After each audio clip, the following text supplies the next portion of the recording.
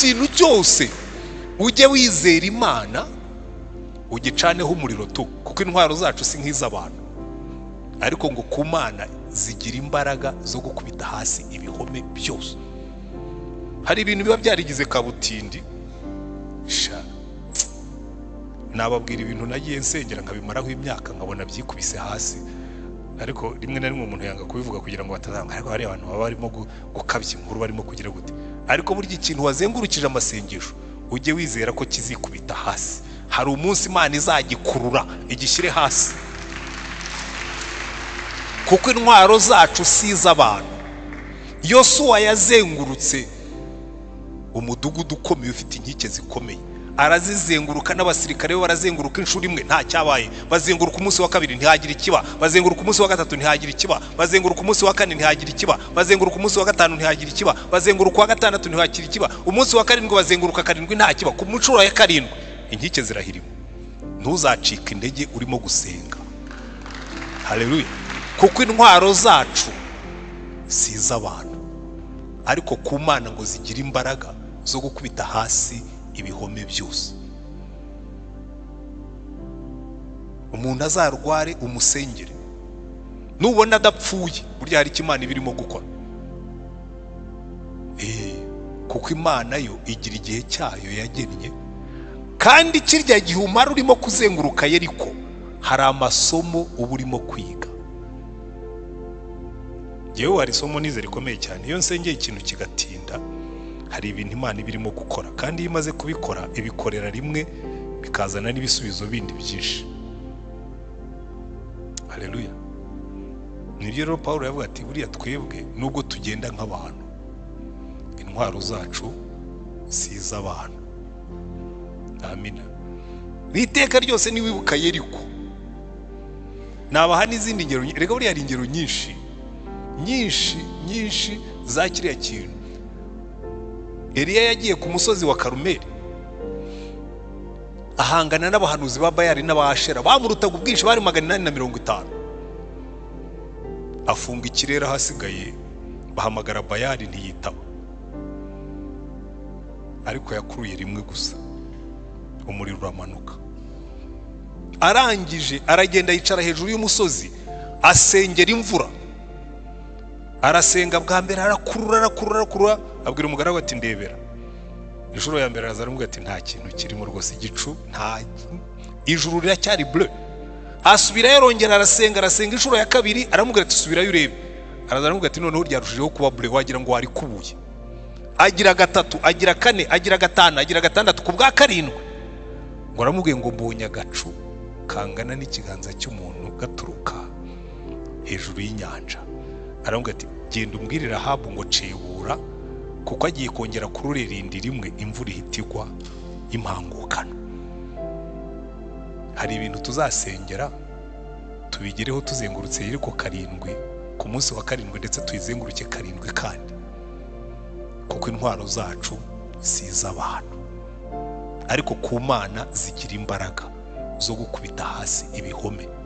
Sinzi ibihome bikuri imbere, sinzi ibyananiranye ufite mu buzima bwawe, sinzi ibyananiranye ufite mu rugo rwawe, sinzi ibyananiranye ufite mu kazi kawe, sinzi ibyananiranye mu bana bawe, cyangwa hari ikintu kimwe nzi, intwaro zacu si iz'abantu, ariko ku Mana zigira imbaraga zo gukubita hasi ibihome. Haleluya. Hari ibintu uzasengera ubone ntibigenda. Umva iki giseke, hari ibyifuzo nashyizemo, nanjye regashyiramo buriya. Rero mubona mushyiramo ibyifuzo mukagira ngo ni mwebwe mwenyine, nanjye nshyiramo. Ejo bundi tujya gushyiramo ibyifuzo bishya. Ubundi iyo umwaka urangiye ibyifuzo by'ibigugu ndabijyana nigiye ubyitwikira, nkabitwika nkareba bizamuka, nkavuga Romana, uyu mwotsi uzamutse uvuga iherezo ry'ibi byifuzo byari biri muri iki giseke. Haleluya. Nanjye udupapuro, hari agapapuro nanditse umwaka ushize nkashyiramo.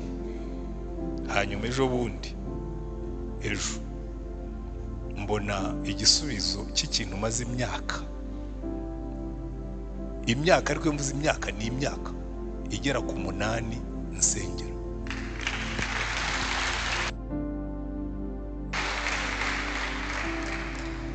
Jewe rero burya gutanga ubuhamya sinya nkunda kubikora, ariko iyo ntangiye gutanga ubuhamya hari igihe nubwo nzana amarira mu maso, kavuga Imana iki kintu uragikoze.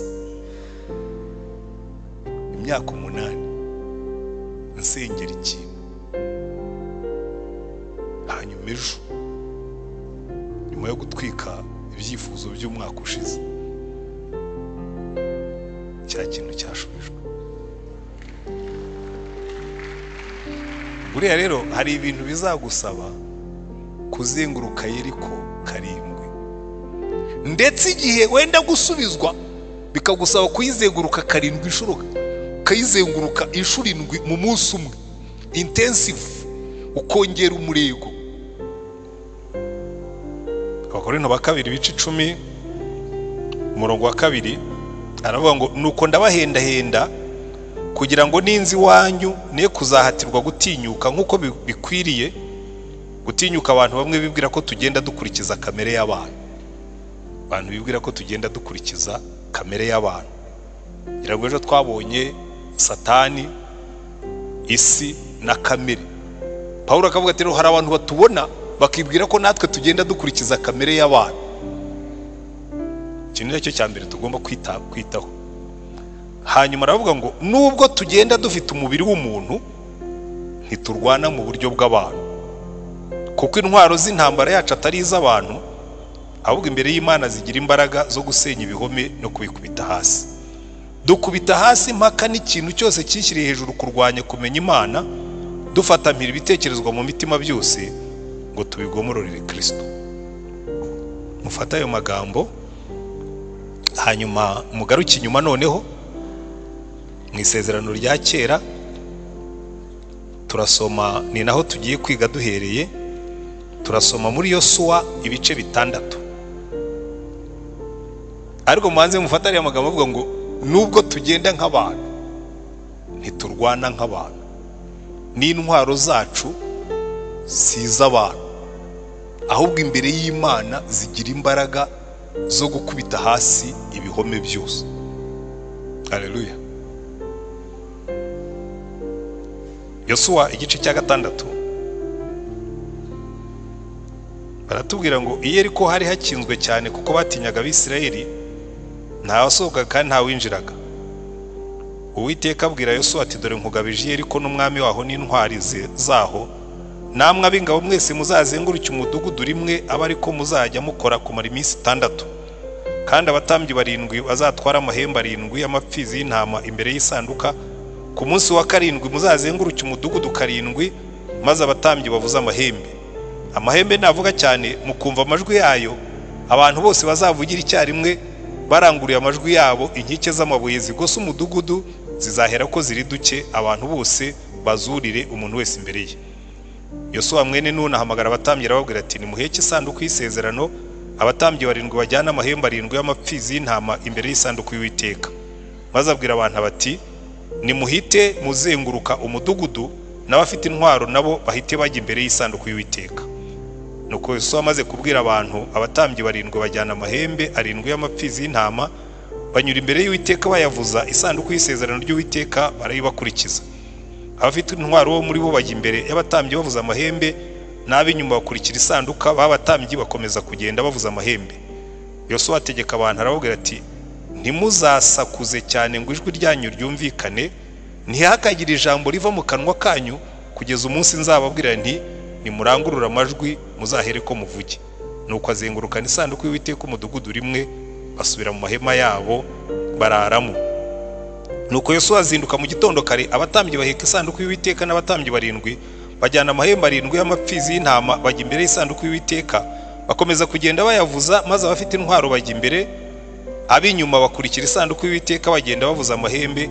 Ku munsi wa 2 bazenguruka umudugudu rimwe, basubira mu mahema yabo, bagenza batyo iminsi 6.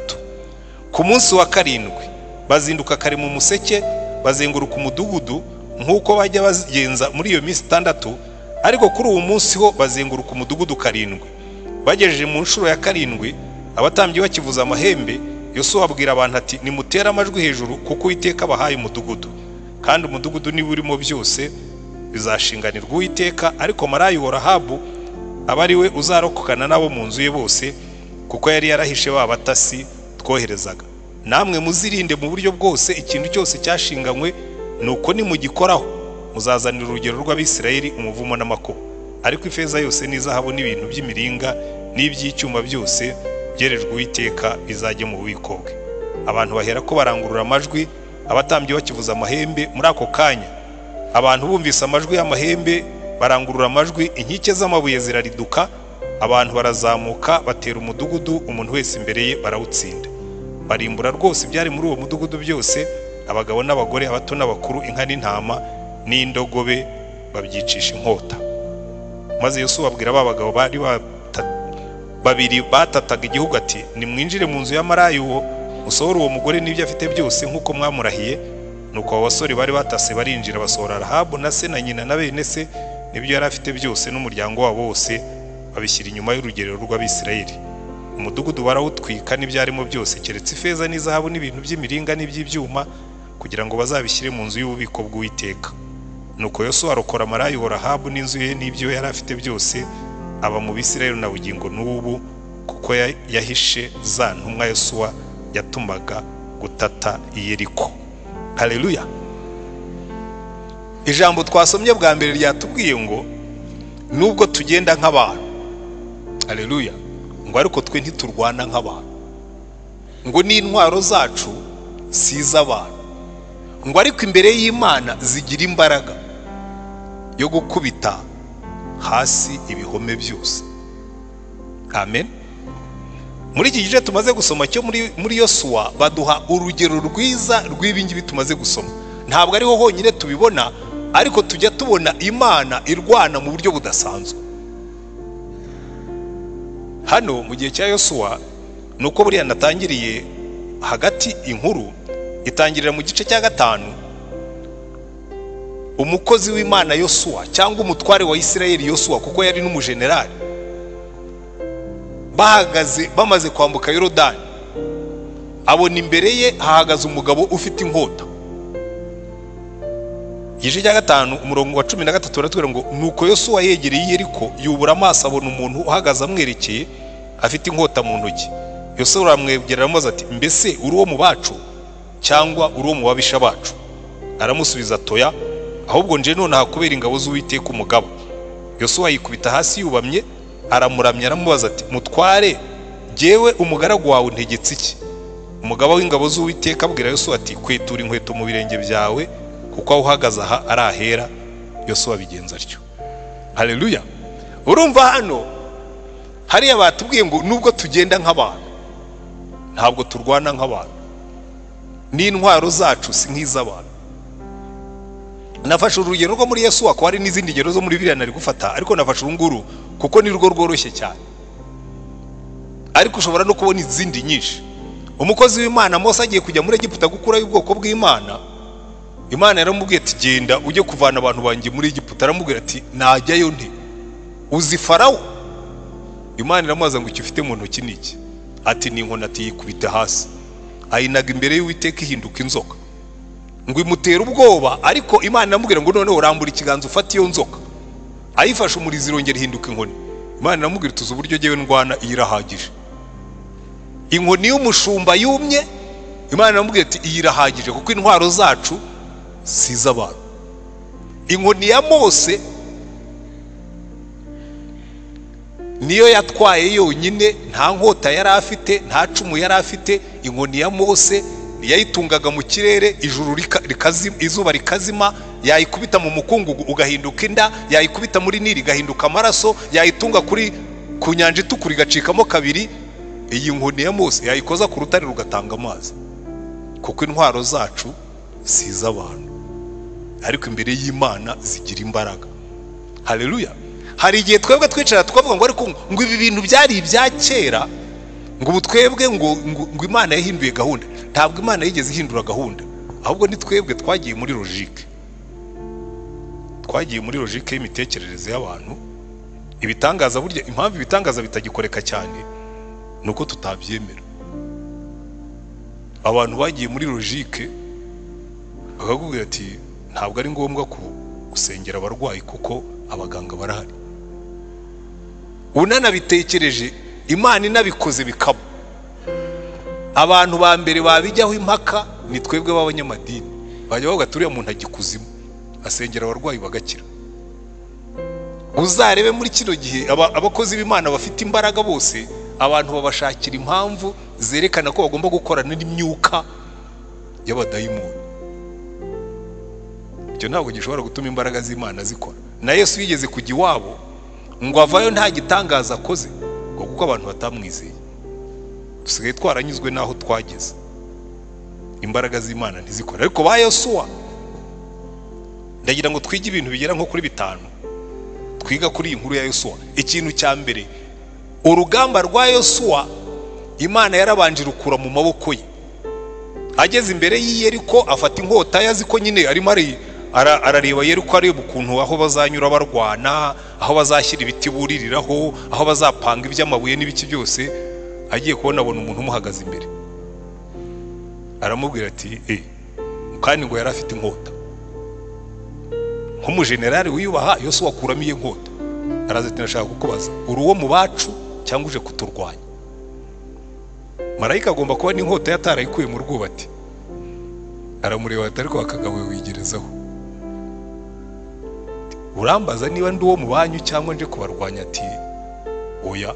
Urumva ntiyamushubije ngo ndi uwo mu banyu cyangwa ngo mubwire ati ndi uwo uje kubarwanya. Aramubwiye ngo oya, ibyo byo mbuvuze nta na kimwe ndicyo, ahubwo genje kubera umugaba ingabo z'Uwiteka. Haleluya. Bivuga ngo Yosuwa agiye kurwana, ariko hari izindi ngabo ziri buze osoko. We Yosuwa araza kurwana, araza kuyobora ingabo za Isirayeli, ariko marayika w'Uwiteka yoboye ingabo zitegeka ikirere. Haleluya. Nibyo twabonaga ejo, Satani yatwaye 1/3 cy'ingabo zo mu ijuru, ariko Uwiteka asigarana 2/3. Uko byagenda kose umubare wacu niwo munini. Aravuga ati ngewe nje kuba umugabo w'ingabo z'Uwiteka. Yosuwa aravuga ati Yosuwa nanone yumva nabi, yibwira ngo aramubwiye ngo nje kuba umugabo. Aravuga ati none se ko ari gihe wari generali giye nkoze iki? Aravuga ati ukora ikibanza ukuremo izo nkweto zawe. Ngo Yosuwa akuramo inkweto, ngo yubarara imbere ye, amuha amabwiriza y'uburyo urugamba ruzagenda. Aravuga ati icyambere, ntimuzagombera kurira ziriya nkiki, ziriya zabateye ubwoba ngo bafite imidugudu minini, ntabwo muzagombera kuzurira. Mufate isanduku y'Uwiteka ibajya imbere, mushake abatambyi bazi kuvuza amahembe 7 bagende bavuza amahembe. Bavuza amahembe umunsi wa mbere, muzenguruke urebe ikintu yabategetse, mucecetse, mwambara ubupfukamunwa, muzenguruke mutavuga.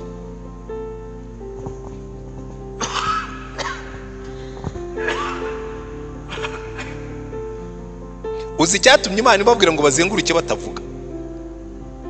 Number 1, iyo bazenguruka bavuga bari kuvuga urucantege. Hari ikintu maze kubona, iyo abantu babumbuye akanwa bakavuga. Yosuwa yari abizi, yigeze kuzana n'abandi gutata kiriya gihugu. Baraza batata igihugu, bagarutse babumbuye akanwa bavuga urucantege. None Imana irababwira ngo noneho muzazenguruke umudugudu mutavuga, ntihazagira ijambo na rimwe risohoka mu kanwa kanyu. Bazenguruka umudugudu bacecetse, bambaye agapfukamunwa. Ariko cyari kirimo kuvuga n'iki? Ni amahembe yari ku isanduku y'Uwiteka. Bivuga ngo concentration iri ku Mana. Urusaku ruravaho isanduku y'Imana iri, concentration. Nabari kubabona bagenda, bari kubatera ko nimutubwira ayo mahembe aravugira hehe. Babona abantu bavuza amahembe, bakabona bakikije abatambyi batwaye isanduku y'Uwiteka. Haleluya. Isanduku y'Uwiteka barimo kuyitembereza. Biriya bintu bariya bo bashoboraga kubyumva, kuko ziriya mana z'abanyamahanga nazo bajyaga bazitwara bakazitembereza. Abaroma bari bafite imana yitwaga Bakristo,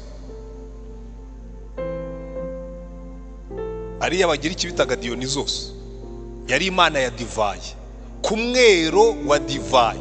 Bakisi bayishyiraga mu ngobyi bakayiheka, bakanywa inzoga bagaheza, bagakora iminsi mikuru bitaga bakanare. Muri bakanare byose byari byemewe, bagatembereza imana yabo ya Bakisi. By the way, buriya niho havuye no gutembereza isakaramento, kuko burya isakaramento baritembereza mu mezi inzabibu zeramo.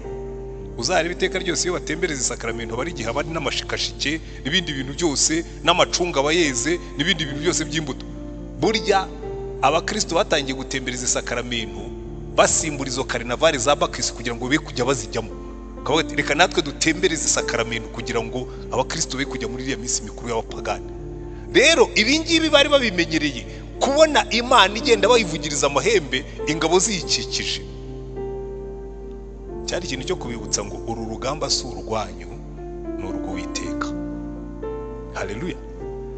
Iminsi 7 bazenguruka Yeriko bacecetse, amahembe abibutsa yuko urugamba, the battle belongs to the Lord, uru rugamba ni urw'Uwiteka. Amina. Kandi urwo rugamba rufite umushorera, rufite umuyobozi warwo, kuko buriya Yosuwa nubwo yari ari hasi, kuba yarakuyemo inkweto akemera kwikubita hasi imbere ya marayika w'Uwiteka. By the way, uyu ntabwo yari marayika usanzwe, yari Uwiteka bwite. Niyo mpamvu abaziga teoloji babyita teofani, ni Imana yaje mu isura y'umuntu. Kuko batangira batubwira ngo Yosuwa yabonye umuntu, sibyo? Umurongo wa 13 abona umuntu uhagaze amwerekeye afite inkota mu ntoki. Bigeze ku murongo wa 15 ngo umugaba w'ingabo z'Uwiteka abwira Yosuwa ati kwetura inkweto zawe. Hanyuma umurongo wa 2 wo mu gice cya 6 ntabwo akiri marayika, ntabwo ahubwo aratubwira ngo Uwiteka abwira Yosuwa ati dore nkugabije Yeriko n'umwami waho n'intwari zawe. Ahindutse Imana. Ntabwo marayika ajya ahinduka Imana. Aha rero bajya bakubwira ngo iyi ni ishusho ya Yesu ugaragara mu isezerano rya kera, nibyo bita teofani. Kuko hari henshi uzabona aza ari nka marayika ariko yageraho ngaho bakamwita Uwiteka. N'igihe bajyaga kurimbura Yeriko, Uwiteka yasigaranye na Aburahamu ariko yaje mu isura y'umuntu. Icyo bishaka kutubwira ni iki ngiki, urugamba rwose urwazarwana, number 1, ntuzarwane mu mbaraga zawe, uzabaza Imana ngo ariko uru rugamba ndimo kurwana. Iri ni ryo somo rya mbere rikomeye. Isezerano ryonyine Imana iha abantu bayiteka ryose irababwira ngo nzaba ndi kumwe nawe, ngo nuca mu mazi ntazakurengera, nuca mu migezi ntizagutembana, nuca mu muriro ntuzashya. Igisubizo kuko nzaba ndi kumwe nawe. Ntabwo Imana ivuga ngo kuko nzakurengera, kuko irabwira ngo birahagije yuko mba ndi kumwe nawe. Urugamba rwacu rutangira kuneshwa iyo tugendana n'Imana. Urugamba rw'ibyaha rutangira kuneshwa iyo ugendana na Yesu. Marabyigisha abantu ariko byabananiye kubyumva. Mu bintu bimbabaza nuko nzasaza abantu batarabyumva. Uzi kubwira abantu formule simple, bakavuga ariko pastor ibintu bye biba biri compliqué. Bavuga rwose ni iki kiri compliqué kukubwira ko Yesu ari muzima? Hari ikintu kigoye mora? Ntabwo mubyemera ko Yesu ari muzima? None se mwemera ko Yesu ari Imana? None se mwemera ko Imana yanyu ifite amaso ireba? None se niba Imana ireba kandi ikabigukunda ikaba ari umubyeyi wawe, kuki utemera ko izakurwanirira intambara? Kuki utemera yuko izakurinda ibyaha? Njye mbwira abantu ikintu kindinda ibyaha cya mbere n'amaso y'Imana. Nta courage nshyiramo, nta nubwo nigora. Njyewe iyo mbyutse mu gitondo nibutse umutima wanjye ko Imana indeba. Simple. Ibyo wazana imbere yanjye byose sinshobora kujya mu byaha kuko Imana indeba. Njye mbwira abantu hari ibintu ntakora atari kujya uca bugufi, ntukirate, uriyemera cyane. Ntabwo njyewe niyemera, nemera Imana. Umwami wanjye ndamuzi, nta n'intambara, hari intambara ntajya ndwana. Kuko hariya Paulo yavuze ngo nubwo turi abantu ntiturwana nk'abantu. Njyewe sinjya ndwana intambara za kamere. Hari ibintu abantu babo mu by'amatiku n'inzangano, izo ntambara sinjya nzirwana.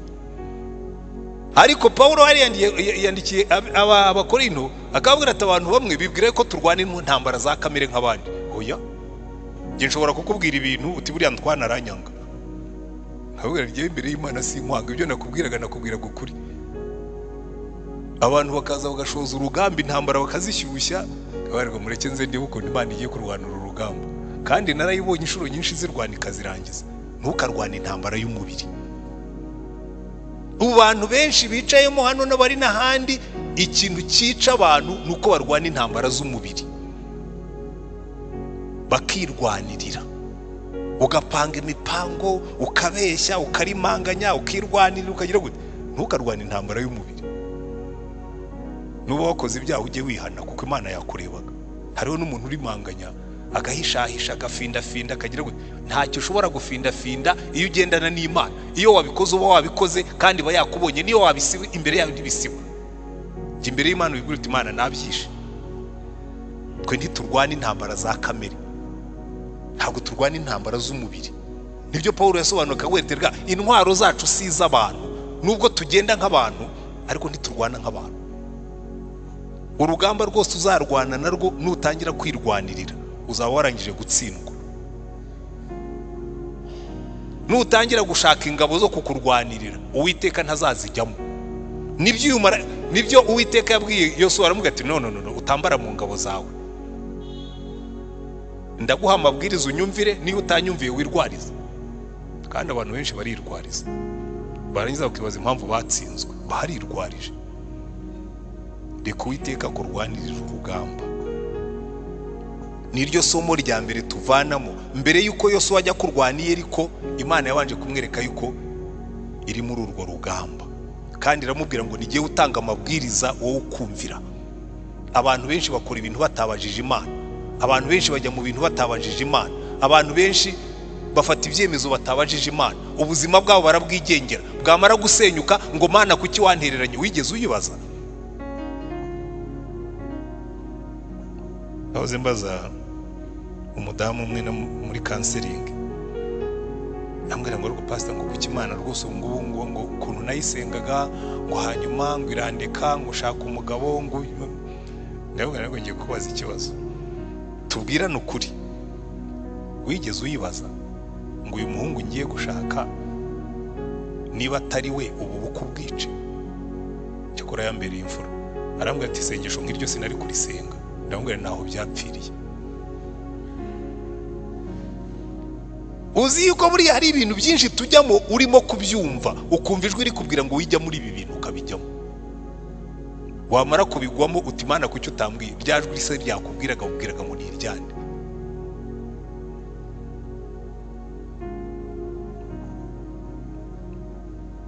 Hari ibintu byinshi, reka ne gutanga ingero nyinshi, kuko ngewe buri munsi nirirwa muri case z'ibingi ndimo kubabwira. Umuntu Imana ikamubwira ntiyumve. Yosuwa, Yesu yari imanukiye mu isura y'umuntu, kuko icyo gihe yarataravuka nk'umuntu nyine.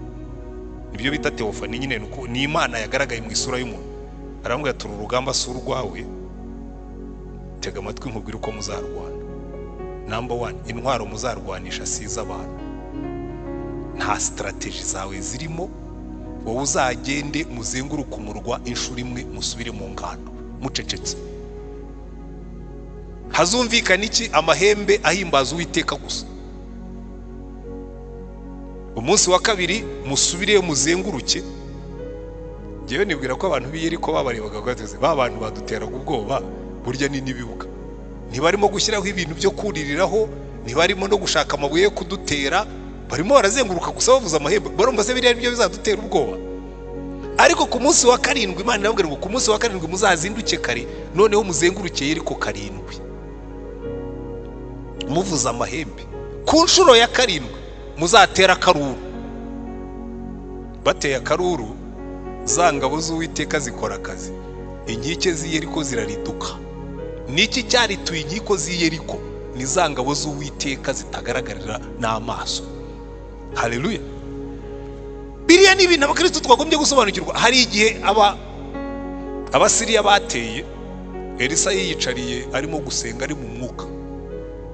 Umugaragu araza aramubwira ati Nyagasani profeti, ingabo ziduteye ziratumaze, batugose. Impamvu bari babagose, umva intambara si yacu. Ngo umwami yajyaga gutera, Imana ikabwira Elisa ati umbwirire umwami w'Isirayeli ngo ejo bazagutegera i Kanombe ntuzaceyo. Bagategera i Kanombe bakavuga ati turamufata Miritu, bagategereza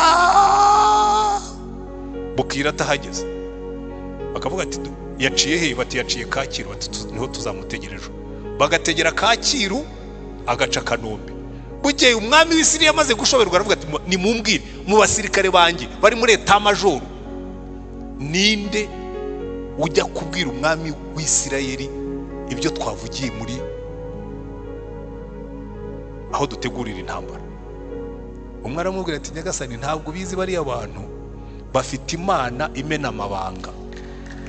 Haleluya. Iyo dukoze conseil de guerre, inama y'urugamba, umuhanuzi witwa Elisa, turangiza gukora inama, imigambi yacu agahita yibwira umwami kandi ataje hano. Intwaro zacu siza abantu.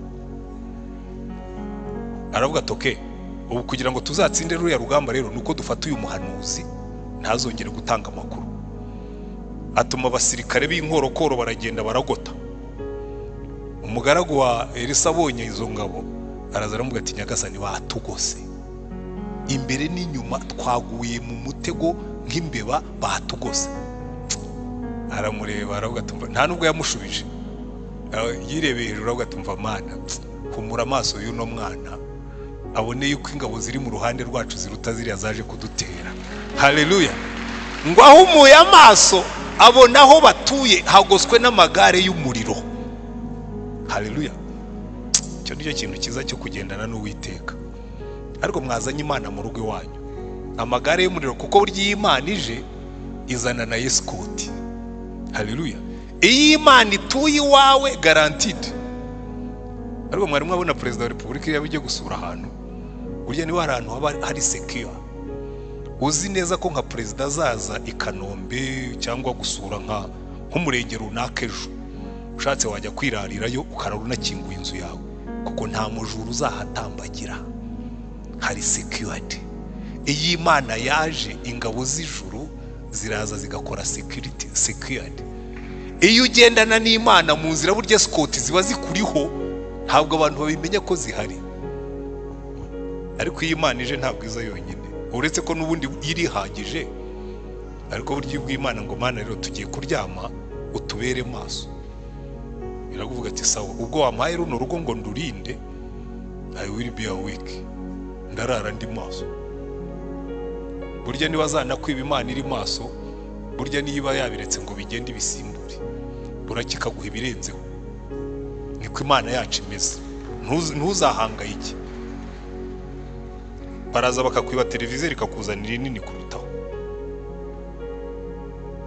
Umwesikoro yigeze kunyiba amafaranga, kunyeskoroka amafaranga, ndamubwira nti buriya uzi icyo wakoze, niyo ushaka ko urutoki rubyibuha urarwicira, ntiburiya warwiciye, Imana igiye kumumugisha, kandi nyuma yaho ko Imana yarabikoze. Kuko dufite Imana. Imana nireka umuntu akaza akakweskoroka,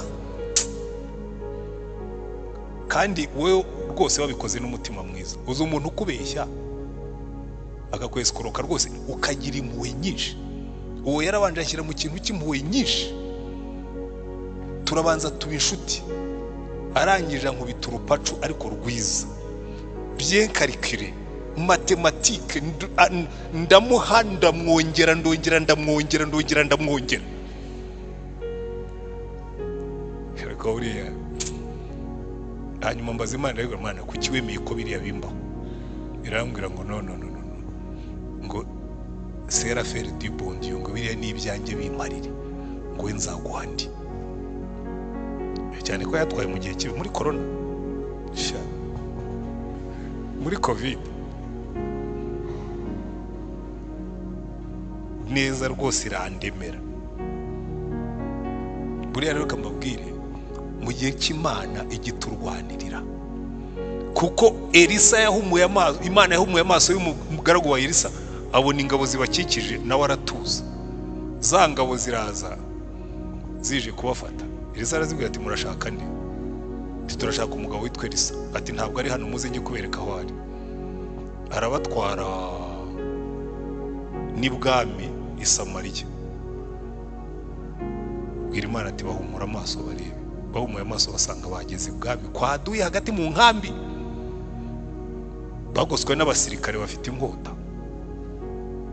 Umwami w'Abisirayeli aramubwira ngo tubakubite inkota. Turakubita inkota abantu Uwiteka yafashe, bagaburire ubaha ibyo kurya n'ibyo kunywa, kuko intwaro zacu si nk'iz'abantu, twe ntidukubita inkota. Bagaburira niburangiza ubareke batahe. Haleluya. Buriya niyo mpamvu iyo Yesu atubwiye ngo umwanzi wawe nasonza ujye umugaburira, ntabwo izari intwaro z'abantu. Ubundi intwaro z'abantu ziravuga ngo umwanzi wawe nasonza ujye umwicisha inzara, niyambara ubusa n'utwo yarasigaranye ujye ututwika, umwumvishe, umwereke, umwitura ibyo yagukoreye. Ariko akavuga atoya, intwaro zacu si nk'iz'abantu. Umuntu nakuvuma ujye umusabira umugisha, ko twebwe ntiturwana nk'abantu, intwaro zacu si nk'iz'abantu. Iyo umuvumye uba ukoreye muri kamere, Pawulo akavuga nubwo batubona twe ntitugendera muri kamere, utuvumye tumusabira umugisha, utubeshyeye tumuvuga neza. Haleluya. Iyo bakwambuye ntiwiheba, rawuti ibyo byose mushibuso. Uwiteka wari warabimpaye azamba ibindi. Uwiteka yari yarampaye, Uwiteka arishubije, Uwiteka himbazwa. Siko Yobu yavuze. Haleluya. Kuko intwaro zacu si nk'iz'abantu, ngo ahubwo imbere y'Imana zigira imbaraga zo gukubita hasi ibihome. Reka njye ku kintu gikurikiyeho. Imana yabwiye Yesu ngo uyu mudugudu kuki yasabye ko bawuzenguruka karindwi? Hari ibintu bizikubita hasi ari uko bitinzeho. Hari ibintu uzasengera ubone ntibigenda. Umva iki giseke, hari ibyifuzo nashyizemo, nanjye regashyiramo buriya. Rero mubona mushyiramo ibyifuzo mukagira ngo ni mwebwe mwenyine, nanjye nshyiramo. Ejo bundi tujya gushyiramo ibyifuzo bishya. Ubundi iyo umwaka urangiye ibyifuzo by'ibigugu ndabijyana nigiye ubyitwikira, nkabitwika nkareba bizamuka, nkabona Romana uyu mwotsi uzamutse uvuga iherezo ry'ibi byifuzo byari biri muri iki giseke. Haleluya. Nanjye udupapuro, hari agapapuro nanditse umwaka ushize nkashyiramo. Hanyuma ejo bundi, ejo mbona igisubizo cy'ikintu maze imyaka, ariko mvuze imyaka ni imyaka igera ku 8 nsengera.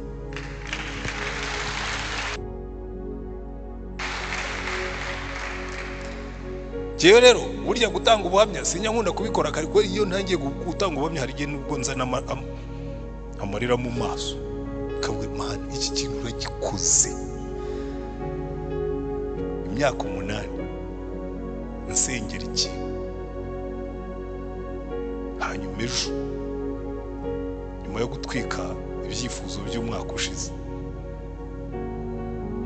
cya kintu cyashubijwe.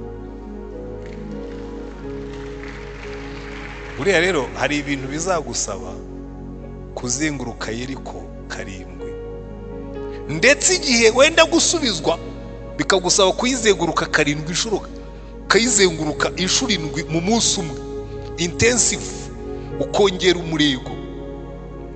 Hari igihe hariya kuri za ministeri habaga ikintu cy'ikinyoni.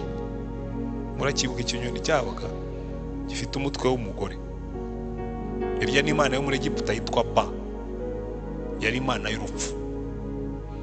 Noneho buriya iriya nyoni nayangaga urwango. Abanyegiputa kuki bagiye kuduha bakaduha imana y'urupfu? Noneho abibuka neza muri 99 dusoza umwaka tugana mu 2000, tuhabure hari abantu dushaje, ariko twari tukiri insoresore icyo gihe. Twaragiye tuzenguruka icyo kinyoni turi benshi, abanyegiputa baraza n'abandi bakagira ngo tugiye kukimena, ariko twari twavuze ngo turakizenguruka karindwi tugiha mandat d'eviction. Mandat d'eviction ni yindi baguhavuga ngo sohoka mu nzu y'abandi. Tugiye guha mandat d'eviction iki kigirwamana. Turakizenguruka rimwe, turakizenguruka kabiri, tugeze nko kuri 4 tubona abapolisi baraje. Baraza bati muva hangaha. Turahava nyine kuko twagombaga kumvira amabwiriza. Twikorera amareshe tuza kuri stade niho igiterane cyabiri. Abibuka neza ni naho nijoro na discours ya President Bizimungu niho yayikoreye. Twaraye mu masengesho hano kuri stade, ariko turavuga kiriya kinyoni twakirukanye tu bibaye aho ngaho. hanyuma haciyeho imyaka, ariko njyewe najyaga mpora njyayo kuko navuze mutwirukanye turi benshi ariko ntimuzanyirukana ndi jyenyine. Nkagenda nkafata imodoka nkazenguruka hariya muri rompuwe, nkinyuza hirya no hino, nkazenguruka karindwi nkabona wa kinyoni we warupfuye, narakwirukanye kandi nzanezerwa umunsi nzabona wagiye. Mu 2004 nari ndi muri Malaysia muri semina twari twagiyemo, umva madamu arantelefoni arambwira ngo haleluya, ni kubera iki?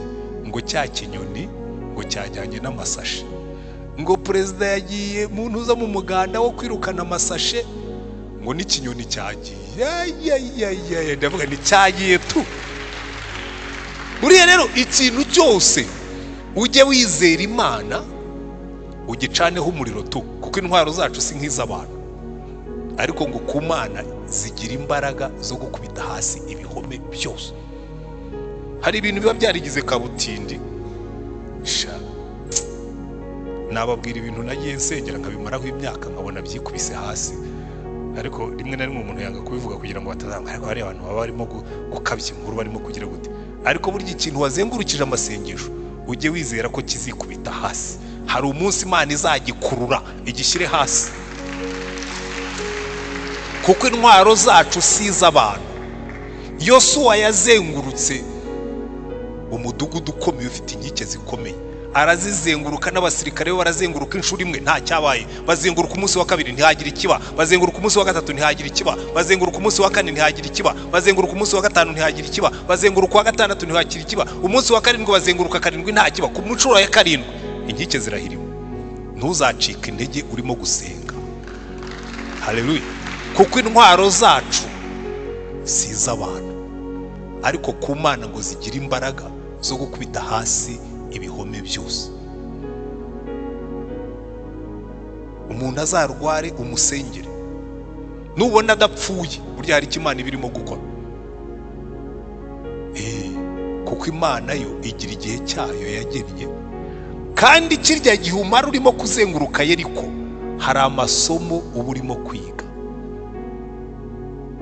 Yewe hari isomo nize rikomeye cyane, iyo nsengeye ikintu kigatinda hari ibintu Imana ibirimo gukora, kandi iyo imaze kubikora ibikorera rimwe bikazana n'ibisubizo bindi byinshi. Haleluya. Nibyo rero Pawulo yavuga ati buriya twebwe nubwo tugenda nk'abantu, intwaro zacu si iz'abantu. Amina. Iteka ryose niwibuka Yeriko, nabaha n'izindi ngero. Rega buriya hari ingero nyinshi za kiriya kintu. Eliya yagiye ku musozi wa Karumeli ahangana n'abahanuzi ba Bayali n'abashera, bamurutaga ubwinshi, bari 850. Afunga ikirere, hasigaye bahamagara Bayali ntiyitaba, ariko yakuruye rimwe gusa, umuriro uramanuka. Arangije aragenda yicara hejuru y'umusozi asengera imvura. Arasenga bwa mbere, arakurura, abwira umugaragu ati ndebera. Ijuru ya mbere arazaramubwira ati nta kintu kirimo rwose, igicu nta, ijuru riracyari bleu. Asubira yarongera arasenga ijuru ya kabiri, aramubwira ati subirayo urebe. Arazaramubwira ati noneho ryarushijeho kuba bleu, wagira ngo wari kubuye. Agira gatatu, agira kane, agira gatanu, agira gatandatu, ku bwa karindwi ngo aramubwiye ngo mbonye agacu kangana n'ikiganza cy'umuntu gaturuka hejuru y'inyanja. Aramubwira ati genda umbwire Rahabu ngo cebura, kuko agiye kongera kururerindi rimwe imvura ihitigwa impangukana. Hari ibintu tuzasengera tubigereho tuzengurutse Yeriko karindwi, ku munsi wa karindwi ndetse tuyizenguruke karindwi kandi, kuko intwaro zacu si iz'abantu, ariko ku Mana zigira imbaraga zo gukubita hasi ibihome. Sinzi ibihome bikuri imbere, sinzi ibyananiranye ufite mu buzima bwawe, sinzi ibyananiranye ufite mu rugo rwawe, sinzi ibyananiranye ufite mu kazi kawe, sinzi ibyananiranye mu bana bawe, cyangwa hari ikintu kimwe nzi, intwaro zacu si iz'abantu, ariko ku Mana zigira imbaraga zo gukubita hasi ibihome. Haleluya. Ariko ibihome bya mbere bigomba kubanza kuriduka biri muri twebwe imbere. Ibihome bya mbere Satani yabyubatse muri twebwe, ibihome bya mbere biba muri twebwe, kuko igihome cya mbere Satani yubaka ni nicyo cyo kutizera, ukirwanirira, ukarwana bari kuza abantu barwana muri kamere. Babo we, abantu bagendera muri kamere. Twebwe rero uko tugenda dusaza, reka mbwira bari muri twebwe bagenda bakurana, ko nanjye sigaye rego ubu ngubu utani bahamagara intwari z'itorero z'abandi bahejuru ya 65 bamwe bakorera iminsi mikuru, nanjye nzajya mba ndimo. Ushobora kubyemera, najyaga nkorera abandi umunsi mukuru, none ubu ngubu nanjye umwaka utanze abandi mu nyine nibatumira abo hejuru ya 65 nzaba ndi mu ntwari z'itorero, nanjye barimo kunyakira, turimo kurya amadegede n'ibihaza.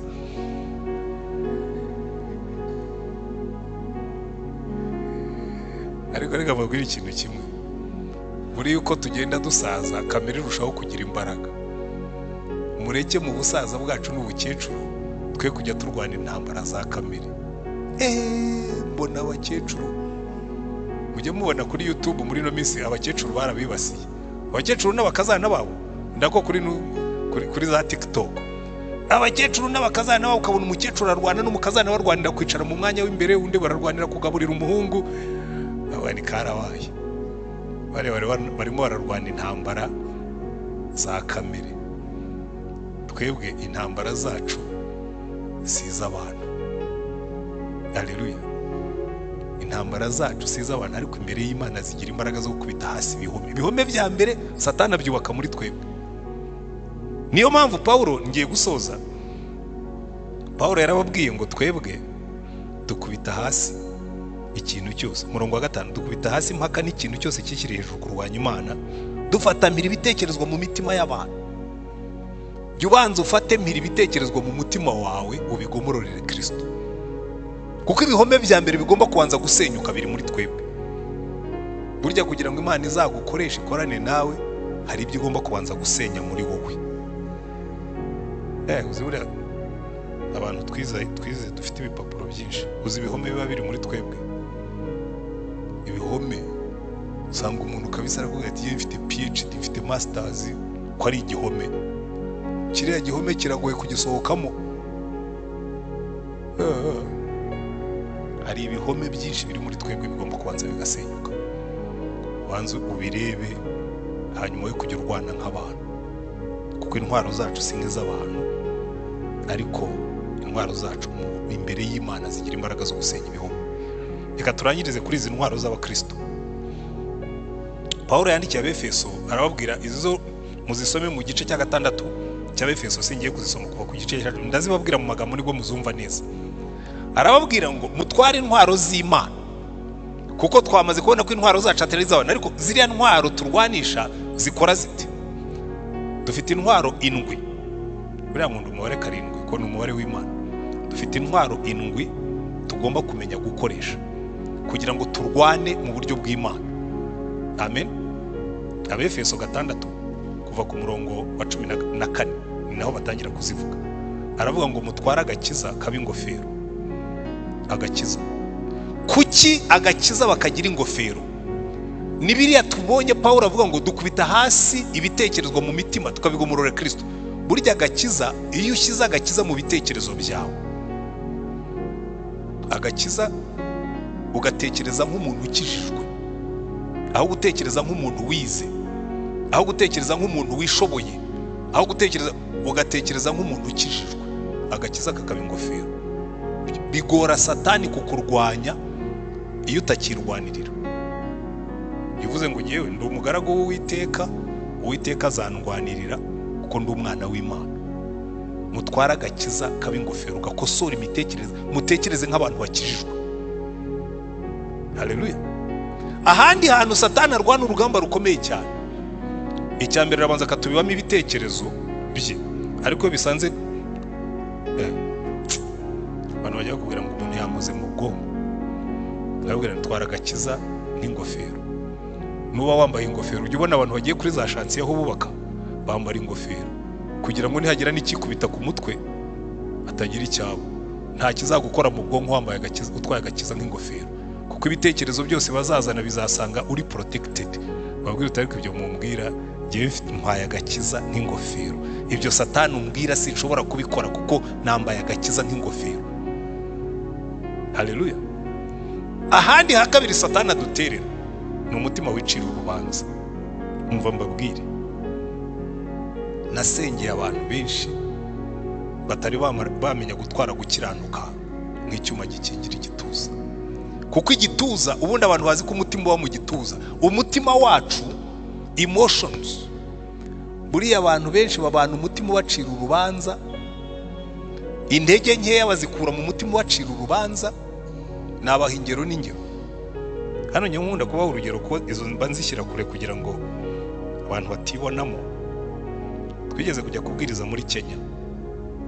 Umugabo umwe mu gihe cy'intambara y'abamawumawu muri independence ya Kenya yari akiri umusore, babatuma gusenya ferme y'umuzungu. Baragenda bagezeyo, abazungu babaga bafite imbunda. Umukobwa wakoreraga uwo muzungu arababona. Ababonye baramubwira turiya mukobwa bwo yatubonye, wowe genda umunige, umekinge sure ko yapfuye kugira ngo ataza kutuvuga. Muri iriya system y'abaroberi, order ni order. Aramutwara. Umukobwa agenda amuhendera na shaka, wambabariye ntunyice rwose, basi mpambira unzirike mujye gukora ibyo mwaje gukora. Ariko ikibazo yari afite, yagombaga gutanga report ko umukobwa yapfuye kandi yamuhambye.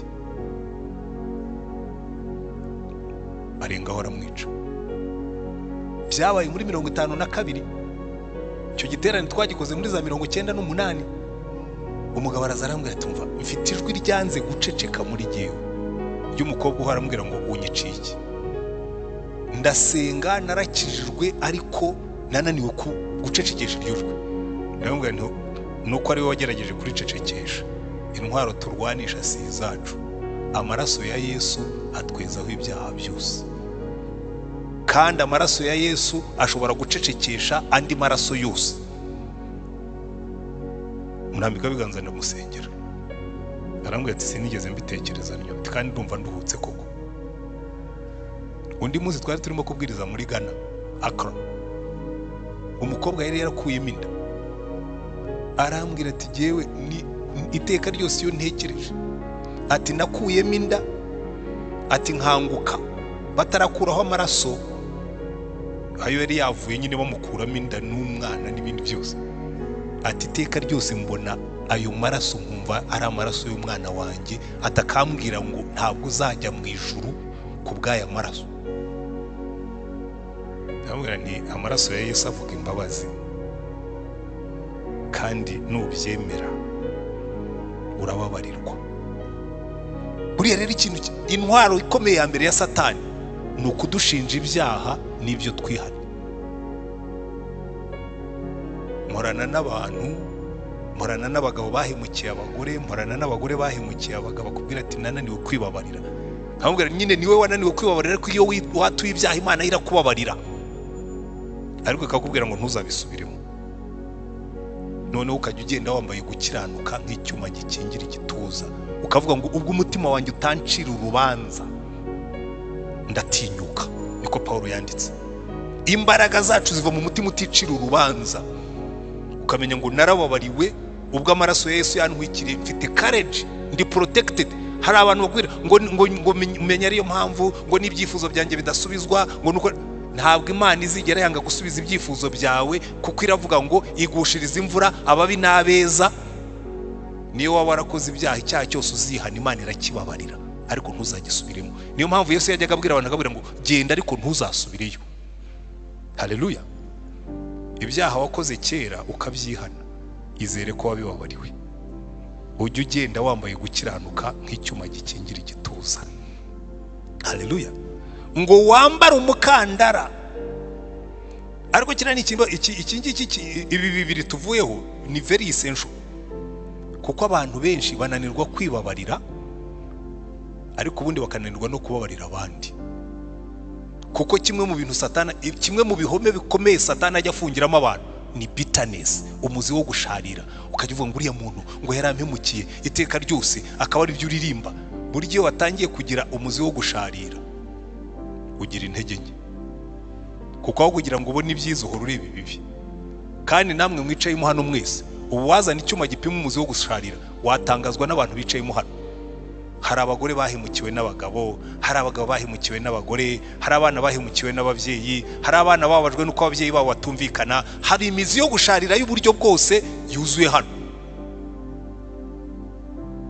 Ariko niba mushaka kurwana urugamba, nta nkomere ijya kuri front, nta nkomere irwana urugamba. Iyo ukomeretse ujya muri sikibe bakabanza bakakomora. Mwambare gukiranuka nk'icyuma gikingira igituza. Haleluya. Hanyuma ya gatatu agatubwira ngo mukenyere ukuri nk'umukandara, mugendere mukuri. Ibintu by'ibinyoma, ibintu by'amanyanga, ibintu byo kubeshya beshya nabyo bibatera intege nke. Reka nihute. Intwaro ya kane ikomeye cyane ngo mutware kwizera nk'ingabo. Iyo Satani akurasha imyamba akakubwira ati wowe nayo umuyenzi ntuzayikamira, n'ababyeyi bawe barabikubwiye ko rwose uzapfura imbwa ntaho uzigeza, ujye ubabwira ngo njye mfite kwizera, Uwiteka wandemye afite ubuzima bwanjye mu biganza bye, uhagarike iyo myambi. Nuyongera karasi yindi utege. Ingabo yo kwizera yubakwa n'amasezerano Imana yatuvuzeho. Nzabana nawe, nzakugirira neza, umukiranitsi ntazigera arikwa, umwana we ntazigera asabiriza ibyo kurya. Ibintu byose iyo utangiye kugendera mu masezerano y'Imana, kwizera kwawe kurakomera. Niyo turwanisha urugamba, ugatwara kwizera nk'ingabo. Satani yarasa umwamba aturapfuye, ubuzima bwanjye buri mu biganza by'Uwiteka, ntawe ushobora kubikuramo. Ati ndakurahiye noneho barakurangije, ati ntushobora kundangiza, Uwiteka ari we mwungeri wanjye. Ntabwo iteka ryose ukagenda urwanisha kwizera nk'ingabo. Amina. Hanyuma warangiza rero, kugira ngo ibyo byose bidahagarara, ngo mukwete inkweto arizo mwete wo kuvuga ubutumwa bwiza. Kuko burya iyo ugenda uri mu murimo w'Imana, Satani ntabwo inyoni iguruka ntibashobora kuyirasa biboroheye, kubera ko iyo urimo kugenda ukorera Imana uba urimo gusengera imbaraga. Burya abantu bajya mu byaha n'abantu badafite icyo bakorera Imana. Iyo udakorera Imana, Satani agushakira ibiraka. Iyo wibereye mu murimo w'Imana uri very busy. Jewe nabimenye mfite imyaka 25 nasezeye ku byaho munsi, ndavuga numva rero ngubwire Satani ntuzongere kwirirwa unzana imbere abagore n'ibiki byose, kuko ubu ngubu giye ndimo ndashaka imbaraga ziruta izo nari mfite. Ndashaka kuzasaza ndi mu mbaraga, ntabwo nshaka kuzasaza nka Samusoni baranyogoshe ngenda. Oya, barankuyemo amaso. Oya, ukajya ugenda udakabakaba, ukajya ugenda utahuna utagenda. Kubera iki? Kubera yuko ufite umugambi wo kongererwa imbaraga. Ukavuga ngo no mu busaza nzaba mfite amakakama n'itoto. Haleluya. Nkunda ayo magambo ngo abatewe mu bikari by'Uwiteka ngo bazashisha nk'imikindo, ngo no mu busaza bazagira amakakama n'itoto, ngo bazagumya kwera. Haleluya. Ukavuga ngo ngewe ngambiriye ko no mu busaza nzaba ngirimo no kwera imbuto, mfite ziri, mfite umwete w'ubutumwa bwiza. None yarangiza akavuga ngo hari intwari ebyiri tugomba gutwara, nizo ndangirijeho, nizo turwanisha, offensive weapons. Ngo mutware inkota y'umwuka, ariyo jambo ry'Imana. Buriya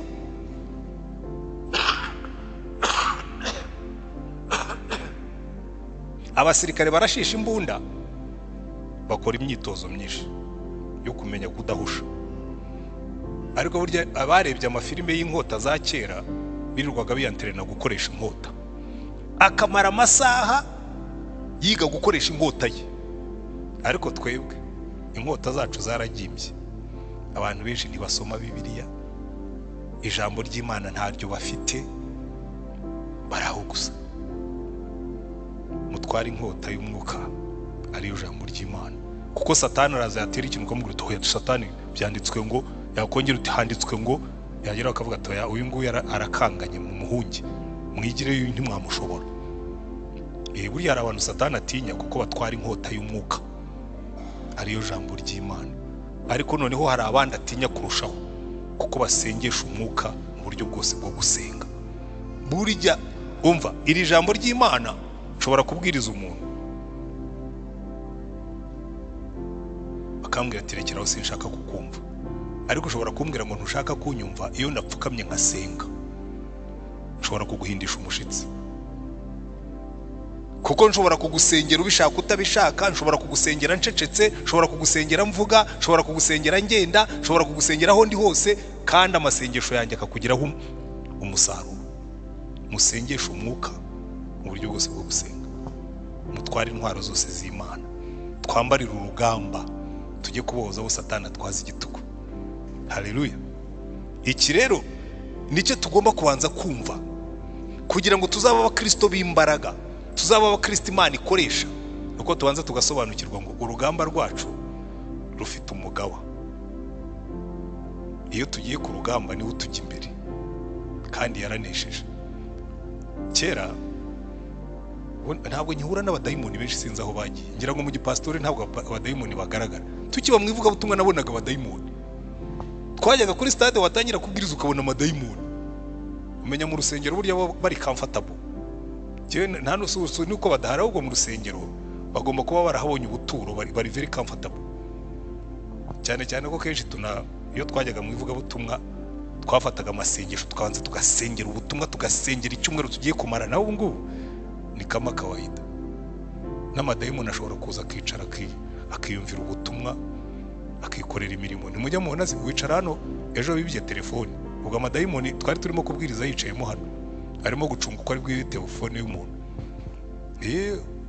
By the way, nabonye ubu mujye mucunga amatelefoni yanyu. Hari rero abantu b'abagore b'abadamu b'abana beza agira aricyo agafasha telefoni, wajya kuyireba ukayibura. Mujye mucunga telefone zanyu hano. Iyo twateranye mu biterane nk'ibi ngibi, nabo kwa Satani baza gushengerera bakaba comfortable. Ariko reka mbabwire ikintu kimwe, buri iyo dufite imbaraga, ikintu cya mbere gitera ubwoba Satani, nubona umuntu ufite umudayimoni uzamubwira uti vuga izina rya Yesu, ntashobora no kubumbura akanwa ngo avuge. Ikintu cya mbere kizakubwira ko harimo umudayimoni, ntashobora kuvuga izina rya Yesu. Nubona ubwiye umuntu uti vuga izina rya Yesu ukabona yanze, imenya ngo harimo umudayimoni. Ndetse ko harimo amadayimoni amwe azi ubwenge, umubwira akabidodora, ariko yarangiza agakomeza akinangira kubavuga ati apure kuvuga izina rya Yesu reka ndivuge ko batari bunyirukane se. Ariko iyo wamaze guhamagara Yesu ukamubwira tumva rero Yesu tugiye kurwana n'uyu mudayimoni, kamutu wa rescue, imbaraga zirakora. Kuko dufite urugamba rufite umujenerali uruyoboye. Yeri kujya kwikubita hasi, Uwiteka yariyizi yabwira Yesu amuha strategy zo gutsinda urugamba. Reka tubanze duhamagara Imana izirwanane natwe. Sinzi ibihome biri imbere yawe, sinzi za Yeriko zananiranye mu buzima bwawe, sinzi za Yeriko zananiranye mu rugo rwawe. Hari za Yeriko nyinshi zuzuye kiriya giseke. Ndenda kubabwira hari imwe yikubise hasi ejo bundi kandi yari duhangayitse. Yikubita hasi Yeriko irahirima. Dushima Imana. Imyaka 7 shyira mu giseke. Shyira mu giseke ariko Mana. Ntabwo ndi bitangiye ubuhamya, buri hari umunsi wabyo. Shyira mu giseke ukazana icyifuzo umwaka umwe, cyongera mu ndi mwaka wa 2, shyira mu mwaka wa 3. Harimo bamwe nanjye njya mbibona nkavuga ntabaduhuje ibibazo kuko hariho bimwe ekriture zimwe maze kuzimenya. Abana ariko umenye Yeriko igihari tu. Ariko buri hari umunsi muzatanga ishimwe. Muhaguruke dusenge Imana. Ariko niba wicayemo hano, kwariye tubwiriza gutya, Imana ikabirimo kukubwira ngo ariko wowe hari ibintu by'ibiyeriko biri muri wowe bigomba kuriduka. Hari ibintu bitse ugomba gupakurura bikavamo. Hari ingingimira, hari imijinya, hari amashyari, ibyo byose bigomba kubanza bikavamo. Hanyuma warangiza ukarwana urugamba kugira ngo Imana irwanirire Yosuwa yabanje gukuramo inkweto. Mukweture imbere y'Uwiteka, hanyuma Imana iturwanirire. Kandi niba wicayemo hano nawe umeze nka bari abantu nababwiraga, ufite ibintu ujya wiciraho urubanza, umenye ko Uwiteka yiteguye kukubabarira icyo gihoma akagisenya muri wowe. Niba ufite abantu wananiwe kubabarira, icyo gihoma uyu munsi ugisige ahangaha kugira ngo ugendane gukiranuka mu mutima wawe. Kuko dutangira kubona imbaraga iyo tugenze nk'uko Imana yavuze. Muzareba ahantu hose Yesu yigishije kugusenga, arangiza avuga ngo mwene so niba afite icyo mupfa ugende umusabe imbabazi, niba nawe hari icyo yagukoreye umubabarire kugira ngo ubone imbaraga. Amina. Niba wicayemo hano wumvise umwuka w'Imana avugana nawe kuri uyu mugoroba ngo hari ibintu bimwe ukwiye kuritura muri wowe, this is the moment. Uyu ni wo mwanya. Hanyuma twambara intwaro z'Imana, twambarira urugamba tujye kubohoza abo Satani yagize imbata. Uzamura ijwi ryawe wibwirira Imana ibyawe. Turagushimye Mwami Mana yacu.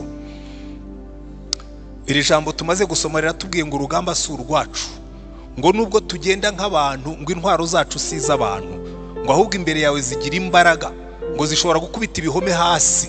Turasengera abantu bose barimo hano, abo Satani yubatsemo ibihome, abo yubatsemo ibihome by'urwango, abo yubatsemo ibihome by'amashyari, abo yubatsemo ibihome by'ibyaha, abo yubatsemo ibihome bumva yuko za karande zabo zitabemerera yuko bazagira icyo bageraho. Turasenga ngo ibyo bihome byose bikurweho kugira ngo utunganye abantu bawe, kandi urangize utwambike kwizera kugira ngo dushobore kurwana urugamba neza.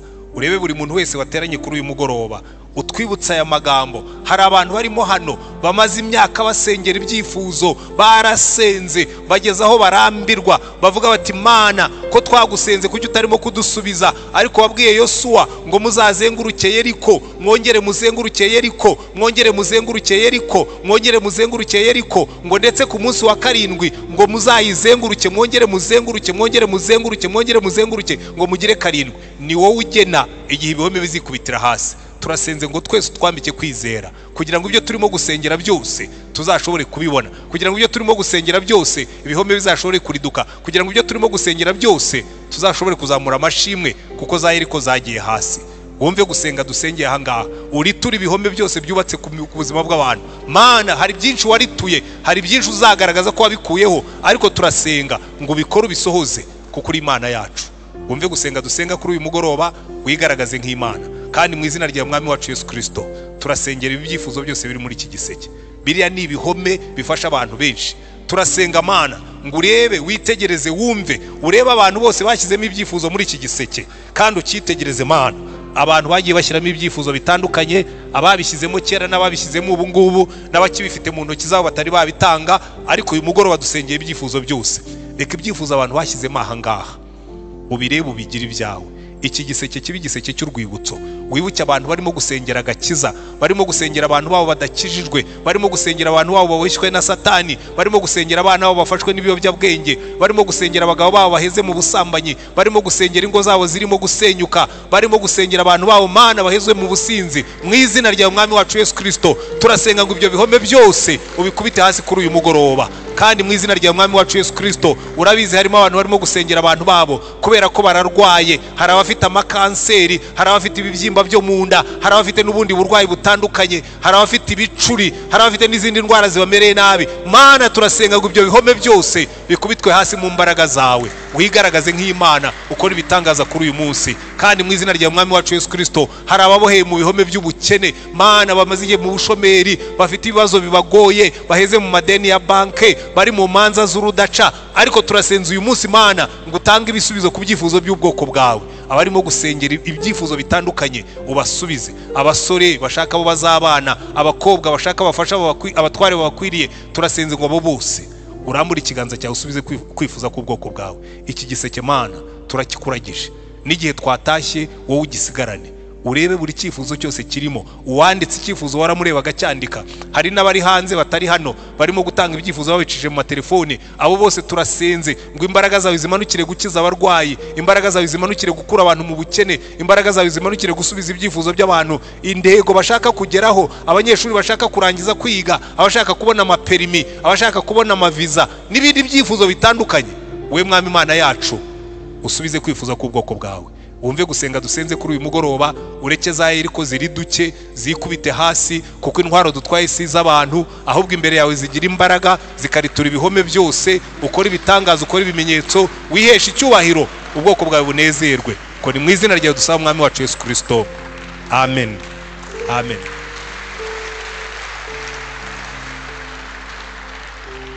Ntacyo bishyiremo, ubwo nabyo twabisengeye kandi ejo tuzabikomerezaho.